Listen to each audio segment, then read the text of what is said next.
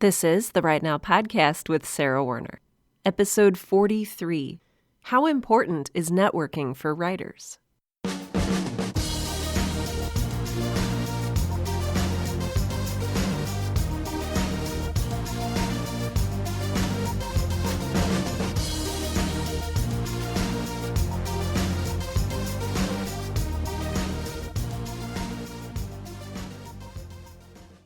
Welcome to Right Now, the podcast that helps aspiring writers to find the time, energy, and courage you need to pursue your passion and to write every day.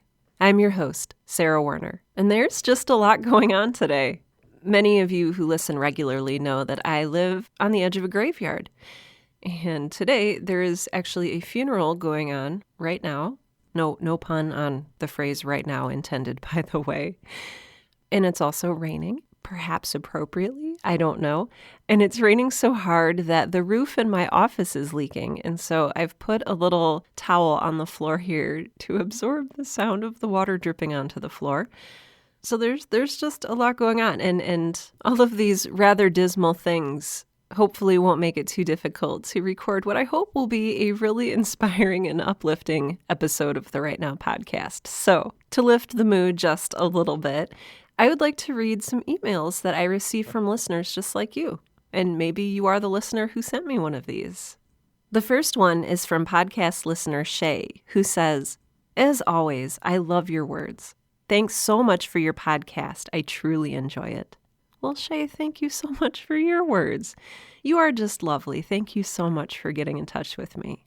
The next email is from Michael from the Road Noise podcast, and he says, "Thanks for your podcast. It truly does help to keep me inspired, especially as I attempt to novelize a play I wrote. I appreciate the work you do and your passion for writing." Michael, thank you so much. I appreciate everything you said, and I wish you the best of luck as you novelize your play. Finally, podcast listener Jody from Australia says, "I just wanted to write to you and tell you how much I enjoy your podcast. Lately, so many of your episodes have resonated with me and where I am in my writing journey. So thank you. And I look forward to you continuing to encourage and inspire me and other writers." Jody, thank you so much for your words. That is 100% the reason that I am doing this podcast. And I'm so glad that my story resonates with you. I think that that's part of the power of telling your story, is that no matter how triumphant or no matter how tragic it may be, there's always something in telling your story that can help other people and that other people can take away from it. And whether it's a life lesson or simply a shared sentiment or a shared experience, it's all incredibly worth it. If you would like to get in touch with me, I don't always read emails over the air. In fact, if you send me an email, I will get your express permission to share it over the airwaves here. I do write back and forth and correspond with people who write to me, and so please do get in touch. This is another one of the reasons that I've enjoyed this podcast so much is I've just met the greatest people, and that's going to tie into the theme of today's episode. But first, if you do want to get in touch with me, you can do so a couple of ways. First, you can send an email to hello@sarahwerner.com. That's SARAHWERNER.com. You can also navigate to that website and navigate over to the contact page, and there is a super simple form. It gives you a space for your name, your email address, and a short or long message, whatever you like, and you can get in touch with me that way. So I think that we're doing something great here. I really think that we are building something.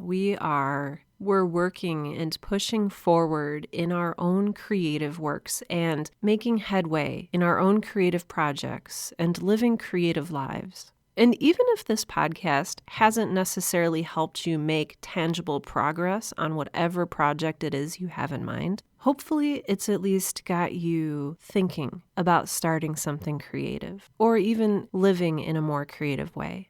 Or maybe it's helped you to make time in your busy schedule for a little bit of creative time. Whatever it is, I hope that you're getting something valuable out of this show. I really do. Because I believe in you and I believe in what we're building here together. So just thank you. Thank you for listening. Thank you for supporting this show. Thank you for just being an amazing creative individual. I am honored and humbled to be able to speak to people like you.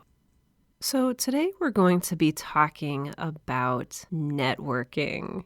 And gosh, I don't know if you ever watched this or if you remember it at all. It's from a while ago.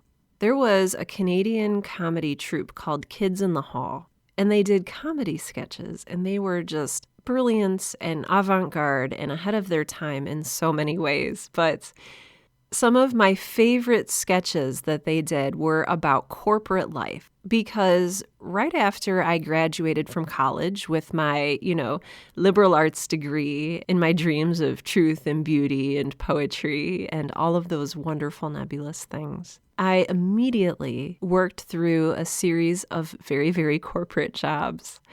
I worked for a software company in Chicago, and then I worked for a large bank. And during that time, my now husband, Tim, we were dating at the time, but he introduced me to Kids in the Hall, and it was just so funny to me. They have sketches lampooning the ridiculous self-seriousness of the business world. Men in suits spouting gibberish, passive-aggressive office ladies gossiping over things that don't matter at all and yet matter all too much. But most of all, they made fun of self-important executives and how they meet and network and really use one another in really shallow ways. And so I went into the business world with a sort of mixture of idealism and cynicism. I was both naive and jaded by what I was doing, selling things and reading corporate contracts and networking. Watching Kids in the Hall sketches gave me a really good perspective that I needn't lose myself in this world of handshakes and briefcases. But now, more than 10 years later, I'm discovering, and you might hate me for this, but hear me out. I'm discovering that networking can be a useful and powerful tool. Are you still there? Did you shut off this episode in disgust? I really hope that you stayed and you'll hear me out about how you can use networking to your advantage. But I do want to address the fact that to a lot of people, especially to creatives like us, networking is such a dirty word. We imagine going into a chamber mixer or, a happy hour downtown where everybody's wearing suits and exchanging business cards and faking smiles and trying to remember the names of everyone else's children and clapping each other on the back in quite the good old boy fashion. If you are an introvert like me, the prospect of wandering into a networking event such as this is just downright horrifying. But this isn't the type of networking that I'm talking about. So I want to be very clear with what I mean going forward in this episode when I talk about networking. I am not talking about using your corporate holiday party as an excuse to mingle and shake hands and network your way around the room. I am not talking about shaking hands with people and figuring out in the back of your mind how you can use them to your advantage. I'm not talking about meeting people just for the sake of meeting people or, quote unquote, a phrase which I hate, growing your network. Because at the end of the day, it's not about how many faces you can recognize in a crowd. It's not about how many people you know. It is, to quote the old adage that just really, really bothered me when I first graduated from college, it's all about who you know. Jeff Goins is a nationally best-selling author, and he wrote a blog post that really caught my attention and gave a voice to sort of my tangled feelings about networking in general.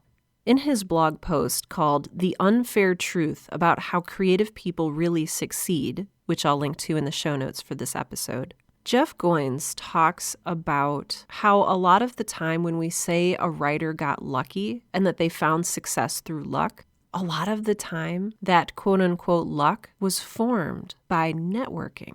In his article, he talks about the success of Hemingway, Ernest Hemingway, for those of you who just, don't do the one-word Madonna-like thing for him. I don't know why I do that. Ernest Hemingway is his name.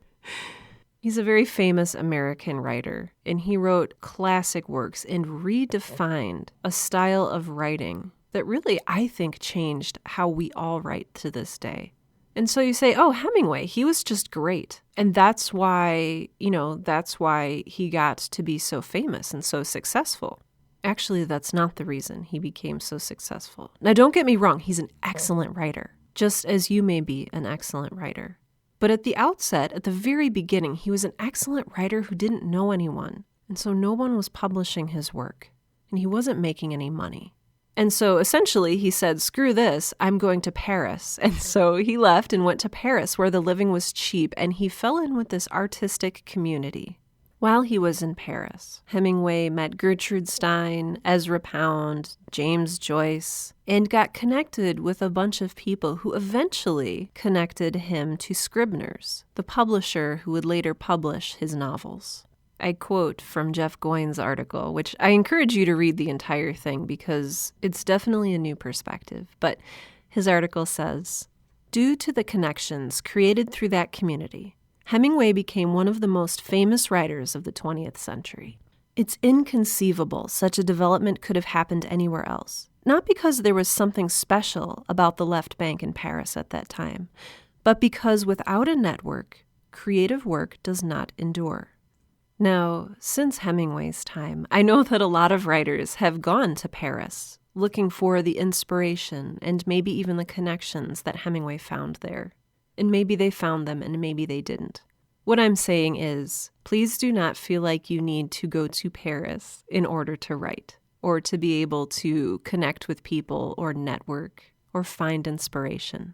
You can by all means, just don't take Hemingway's success story as any sort of guarantee for yourself. Right now you might be saying, okay, Sarah, Hemingway wasn't like putting on a business suit and like going to a networking event. He was part of a writer's group. I've spoken before about the power of a writer's group, the power that can come from belonging to a tight-knit community of like-minded writers who encourage you to set goals and reach them. And yes, a writer's group is one type of networking, but there are other types as well. And I would encourage you to explore these because, as I said earlier, as unfortunate as it may sound, it's all about who you know.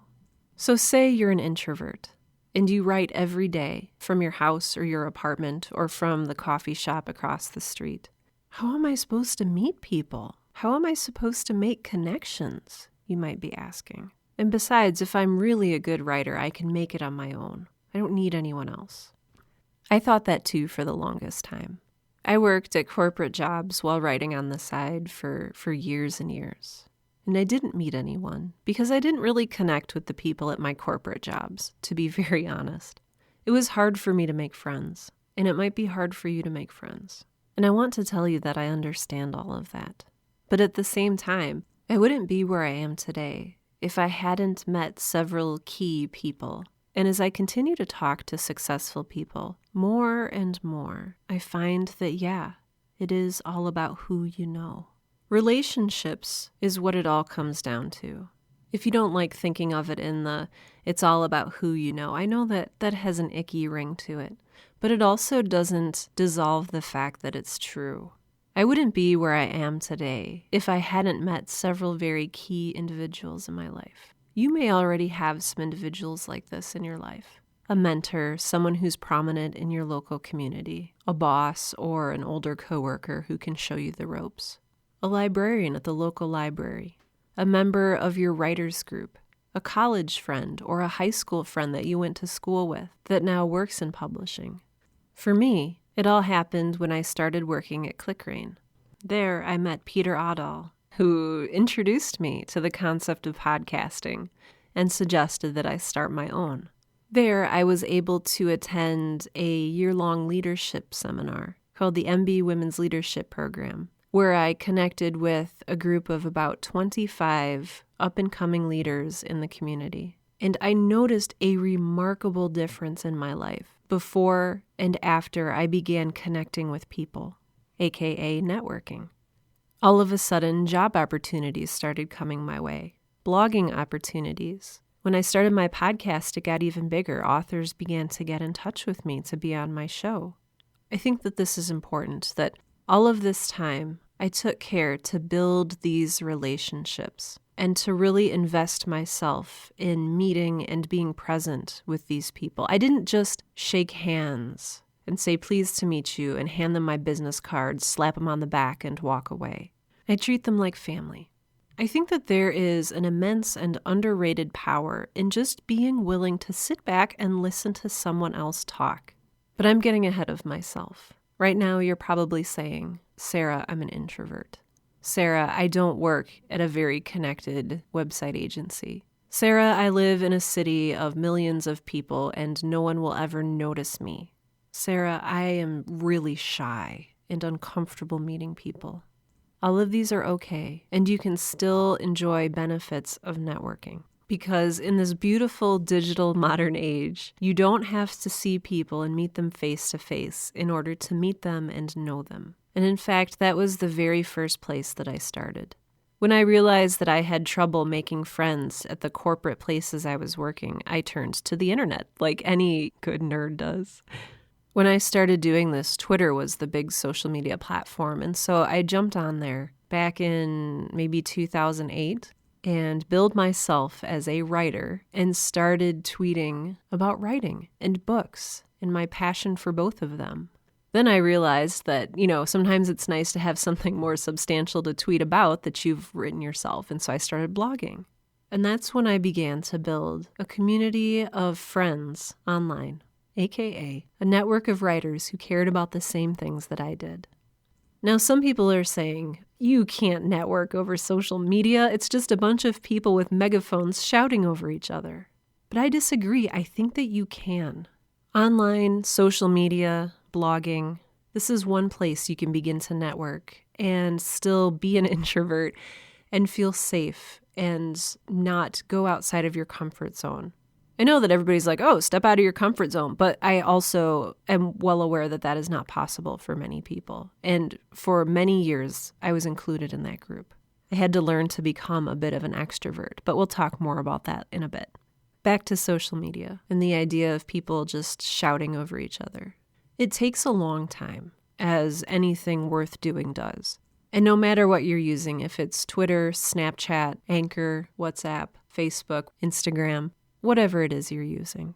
It takes time to build relationships online, just as it takes time to build relationships in real life. But the wonderful thing about the internet is it gives us close access to all sorts of amazing people that we would have never been able to have access to before. This includes other writers, readers, bloggers, literary agents, all sorts of folks. And if you use social media with the mindset that you're speaking to people one-on-one instead of shouting into a void, which it often feels like, then I think that's really where you can find success. I read a lot of books, and every time I read a book, I see if the author is on Twitter, because I'm still a big fan of Twitter. I know that nobody else is, but I don't even care. I love Twitter, and I know how to use it well, and I love it. And I find that a lot of the authors I read are on there. And so when I finish a book, I see if they're on Twitter and I send them a little @ message, not a direct message, not private, but just, I mention them in a tweet and I say, hey, I loved this book. My favorite part was X. And every once in a while, maybe about 10 to 20% of the time, the author will respond. And when the author responds, that's, for me, the beginning of a relationship. Like I said, it's slow going. Not everyone will respond to you, but it's one way to very slowly build online friendships. But again, you have to treat them like they are personal relationships. You have to be positive and encouraging and not tear others down. Because while negative comments may attract attention, it's not the kind of attention that you want. And you just have to be yourself. There's plenty of writers out there that I totally fangirl about, and I would never... I've read many of their books, and they're some of the writers that I've never tweeted to. Like William Gibson is just he's so out of my league, But one day I'll get up the nerve to tweet at him. Another great way to interact with other writers and to really network online, especially if you're a blogger, is to leave comments on blogs. If you become a regular commenter on a community, such as blog comments, or I've noticed an increasing popularity in Facebook groups, those are another great way to build your network online. Joining a Facebook group for writers and taking the time, whether it's 5 minutes or 10 minutes every day, to just scroll through and interact. Going back to Jeff Goins' article, The Unfair Truth About How Creative People Really Succeed, he talks about 3 things to do while you're networking, and I think that these really do work. The 3 things are, number 1, help people. Before anything else, help people. So when you're on a forum, when you're tweeting to writers, when you're online, communicating with other creatives, first and foremost, your mission should be to help other people. I think of it as a giving and not a taking attitude. I think if you go into networking looking to take something away from other people or to use other people, then you're entering into the no good networking is a bad word sort of networking. Please don't do that because it will not yield the fruits that you want it to yield. Second, give away something. People love to be helped, and they love it when you are willing to help them out of the goodness of your heart and then give them something of value. Whether it's your time, a shoulder to cry on, a friend who gives really good book recommendations, someone who's willing to edit the first page or 2 of someone else's work for free. Whatever it is, give them something of value. Now, going back to a podcast episode I recorded a while ago, episode 41, Should Writers Be Paid? Yes, you should absolutely be paid for your work, but it's also okay to give small doses of help to people for free. Another way to put this is just do favors for people. It really does come back to you in the end. Jeff Goins' 3rd point is to know how to ask for things at the right time. And this is something that I just am a huge failure at. I cannot ask people for anything. And so I've got the first 2 down. I'm good at helping people and I'm good at giving things away for free, but I'm not great at the asking. And he talks about this being where the value of your network really comes back to you. So you've done favors for people and you've helped them and shown that you are just an incredibly valuable person. At that point, and not before, is it okay to ask them for something like, hey, would you mind taking a look at my manuscript and letting me know if it's any good? Hey, I know that your brother-in-law is a publisher. Can you pass my work along to him?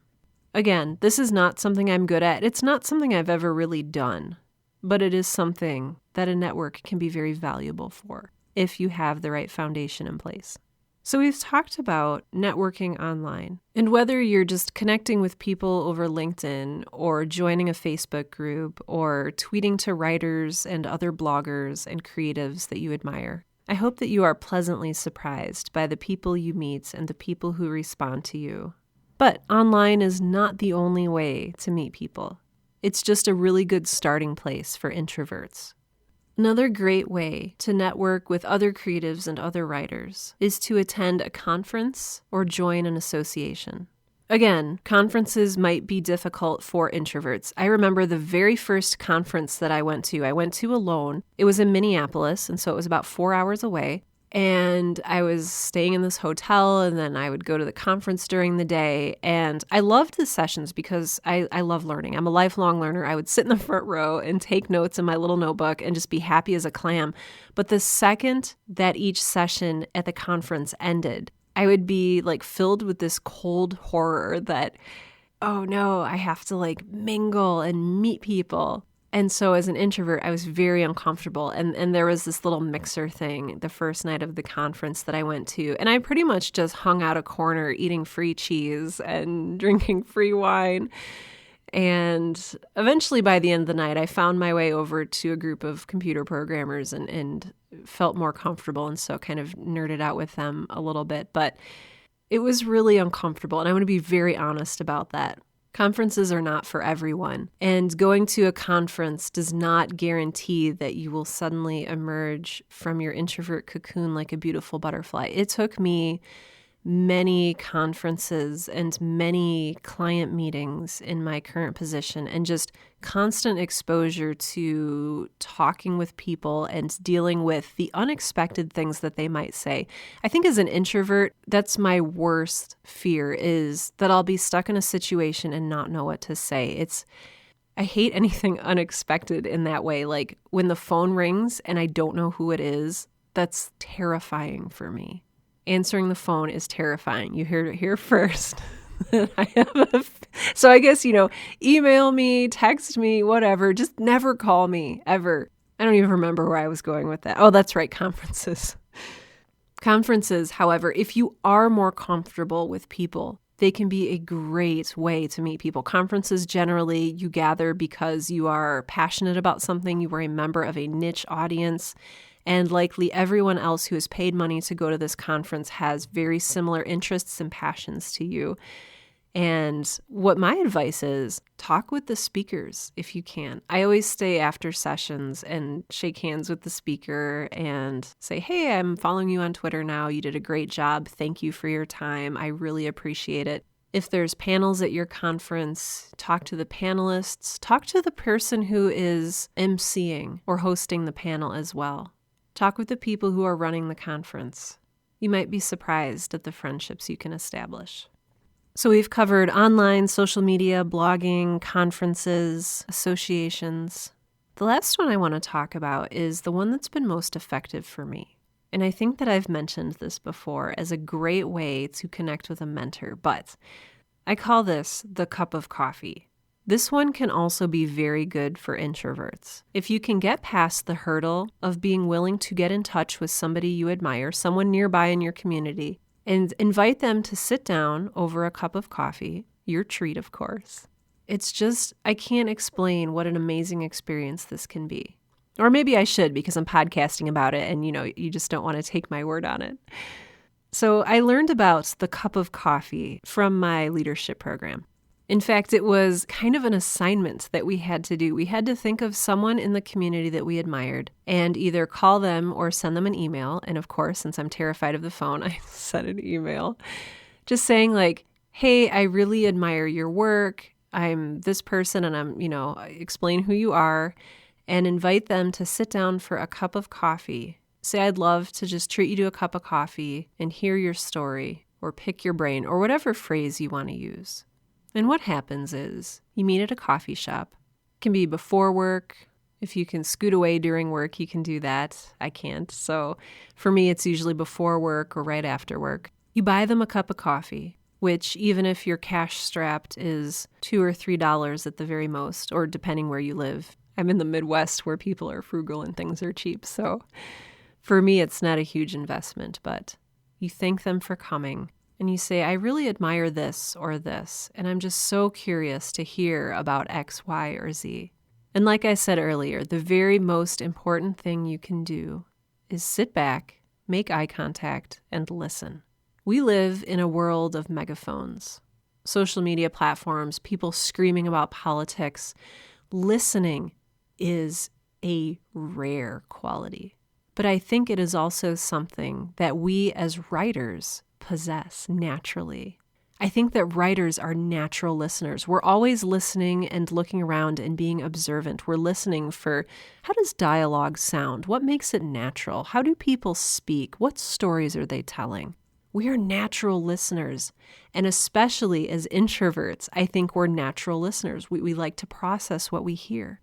I cannot tell you the number of people who I've sat down with who simply are just hungry for a chance to talk and have someone else listen to them and be genuinely interested and ask smart questions. Don't drive the conversation. Don't spill your guts about your life history because until people really know you and trust you, this is going to sound a little callous, but they may not care super deeply about you from the start. Networking and creating any sort of relationship begins on a foundation of trust. People need to know that they can trust you.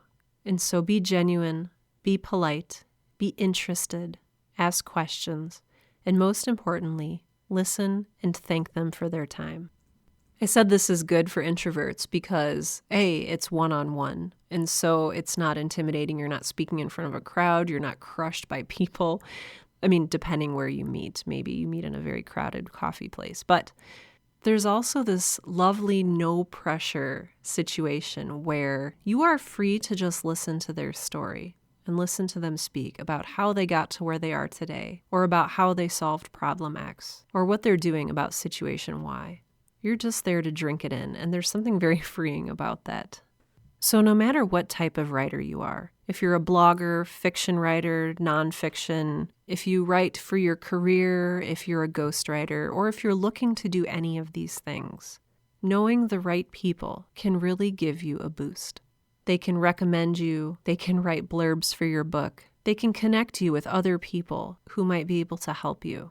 I think networking got its sort of dirty word status because it's become associated with using people. And again, I want to reiterate that you are not using people. You are placing yourself before them as a servant almost, as someone who can help them, as someone who can add value to their lives, as someone who's willing to pay it forward before they even receive anything. And I think that when you're willing to do that, you'll begin to see things come back to you. This is how you build trust. This is how you build credible relationships with people. This is how you show you care. And I think that you'll be really pleased and impressed with the results that it brings to you. At the end of the day, it is all about who you know. And so let me empower you to put yourself out there, whether in person or digitally. Reach out to other people. Let them know that you're there. Let them know that you are alive and that you are creating things. Reach out. And though you may be turned down once or twice or 10 times, eventually you'll find someone who reaches back out to you.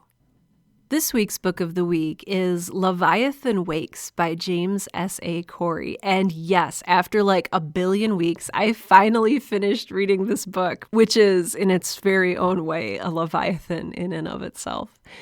This is one of my very favorite genres. It's a science fiction epic. And while I was reading it, it reminded me a lot of Battlestar Galactica or Firefly or any of those band of ragtag team of people in space. And it's beautifully written. It's enormously moving. The characters are rich and well drawn and interesting.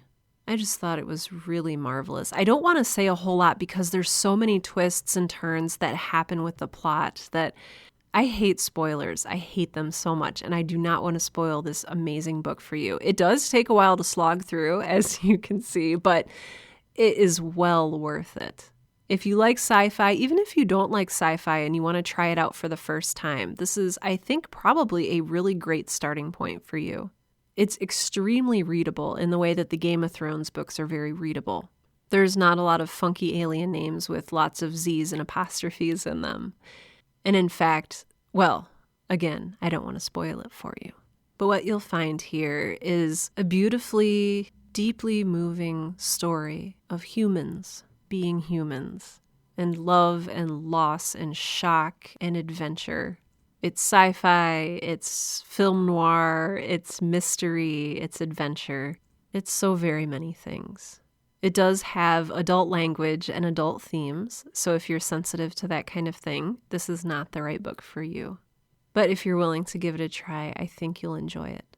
I remember reading Annihilation by Jeff Vandermeer quite a while ago, and for whatever reason, no, actually I know exactly the reason, but this book really echoed the sense that I got when I read that book too. It's sort of a beautifully haunting, desolate, human spirit kind of feel.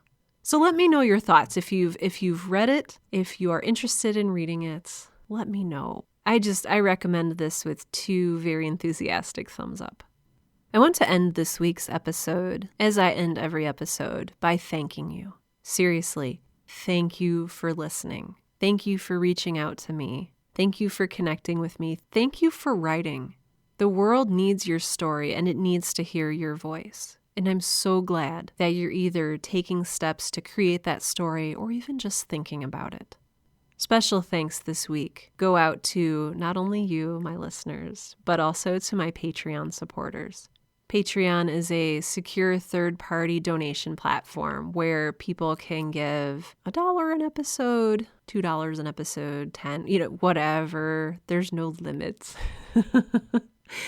See, I'm asking for something. Look at this. Look at me. I'm growing, you guys. I'm growing. This is me growing as a person. If you would like to become a patron on Patreon, There are links in the episode show notes. There's also, if you go to my website, sarahwerner.com, one of the main pages, one of the tabs at the top is Tip Jar, and you can go there and choose either Patreon or PayPal as a way to give. So if you are so inclined, I would dearly appreciate it. Special thanks go to official Cool Cat Sean Locke, official Bookworms Matthew Paulson and Rebecca Werner, official Rad Dude Andrew Coons, and several other donors who wish to remain anonymous. You are all just so amazing. Thank you so much. I would also like to thank writer Jeff Goins.